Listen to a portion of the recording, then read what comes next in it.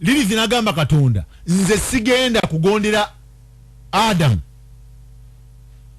Era Sitaani yeerokera nnyo mu Lirithi n'amukolesa ensobi. Olutambula lwa Lirithi olulyo lwa Lirithi kati lwe luliwo kati ku budde buno okulya ebisiyaga Lirithi. Abakazi enjala okwetonaatona n'okukola biki lipstick ne biki okukuba endongo ze mulaba mu lulimi ebituli oba nafuna ddi obudde mbasomese Roki njagama obwenzo obukuze Lirithi bw'ava gyali atandika okukulya agenda ewalala osegeera njabanyumiza gye yagenda. Lirithi azaala abaana n'abaana bakola ki bayingira olulyo kati abaana ba Lirithi nga babateeka walala era Katonda yateekawo embeera nga tosobola kugenda n'ofuna abaana abava mu Keyi manya mu Abel njakujja kunyumize Abel baani njakujja kuleetere side eyo abaana abave ngaboolaba nakunyumiza Isaac ne Ismail.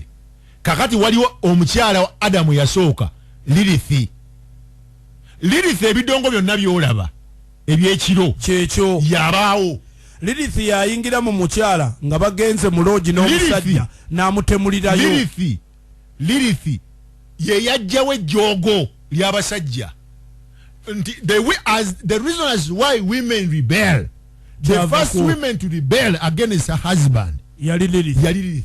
Kakati empisa z'abakazi zolaba abalina empisa embi abakazi abatagondera abasajja baabwe abatagondera abazala abantu abajjamu embuto abakazi ab'emputu abali rebellious Lirithi bagenda ku jjajjaffe Lirithi yabafugaawo eyali muka Adamu yakola ki eyajeema era Lirithi batta omukago ne ani ne Swaitwan batambulira wamu era batambula kiro nti ye yagamba kale anti mutonze Eva obudde bw'ekiro nze Lirithi nfukamire Eva nedda Eva muwe ekitiibwa nedda ye Lirithi nga talaba Eva nti muki muntu kakati ettemu lye mulaba n'obukambwe obuliwo waliwo maama wa jjajja waffe Lirithi omukambwe yakyala ontegere kyegamba kulaba baba yakyadde mu Isirayiri talina kyalese era Abayisirayiri bamanyi Lirithi talina kyalese